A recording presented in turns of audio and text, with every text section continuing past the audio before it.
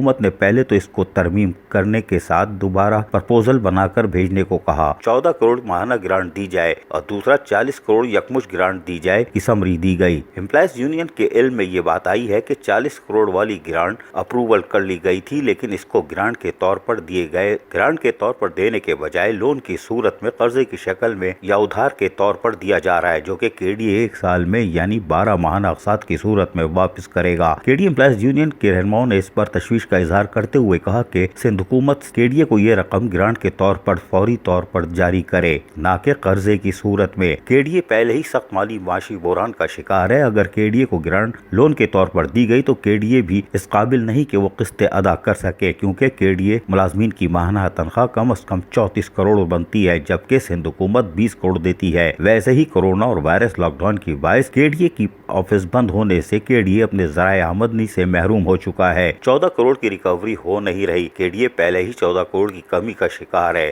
اگر مزید 3.5 کروڑ کی ماہانہ کٹوتی ہوئی تو کے ڈی اے مزید مالی بحران کا شکار ہو جائے گا۔ عزیز عارف، KBS بلدیاتی نیوز، کراچی۔